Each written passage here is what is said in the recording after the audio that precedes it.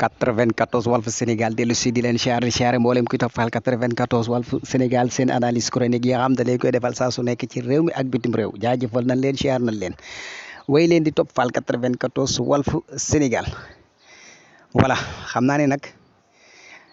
bëgg nañoo xam réel histoire Sénégal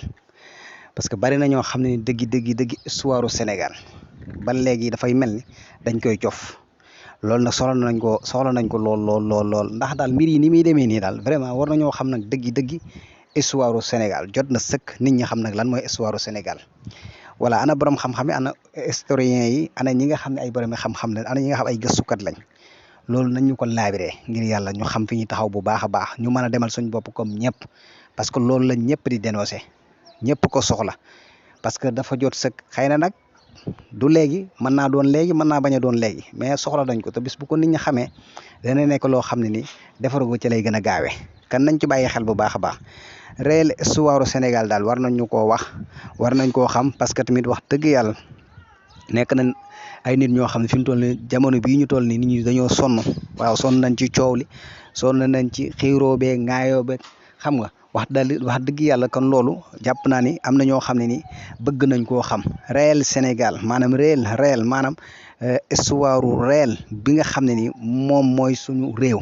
ñu xam ko nag dëgg ndax jot na sëkk tamit ñu xam ko parce que tamit mënuñu sàkk suur bis bu yàlla sàkk ñu bëgg a defar ñii di defar ñii di yàq ñii di suul ñii di sulli mu nekk loo xam ne ni kenn mënu koo xam kañ la ñuy avancé kañ la ñuy dem te dégg nañ fi ñoo xam ne seen i histoire ba léegi histoire mi ngi koy wax ñoo xam tey jii fi lañ nekkoon fekk wuñ ko woon ñu naan la ay Mamadou Dia Cheikh Anta Diop nangam ñooñu di ay borom xam-xam yoo xoolal Cheikh Anta Diop li mu feeñal ci xam-xam jëriñoo woon ko dégg naa Congo boo fa demee ñoo jëriñoo Cheikh Anta Diop te loolu sa waay gàcce la te tey jii li ñu am ci Cheikh Anta Diop bëriwul barki dee moo Njaay doo nga lañ ko tuddee université yaakaar na moo jumul te xoolal li mu feeñal ci xam-xam kenn xamul nam toll voilà te tey jii mi ngi ne dañ koo suul bari na yoo xam moo tax waxoon naa ko ci sama vidéo dinaa ko waxaat bari na yoo xam-xam tubaab yi ñu ngi naan ñoo ko créé wuñ ko sunu mag ñaa ko créé mais dañu ko nëbb làq nu ko mënuñu koo gis voilà léegi ñu ñëw jël ko yóbbu ko ñoom datal ko defal ko dat boo xam ne agenda lay doon buñ ci eggee ñoom ñu defar ko léegi ñun ñu bëgg a nekk fi féetewoo coow guddi bëccëg ñu ñuy muure loo xam ne ni ñuy topp loola nekk ca loolu te loolu amul benn njëriñ duñu defar dara duñu am benn matière boo xam ñoo koy taxawal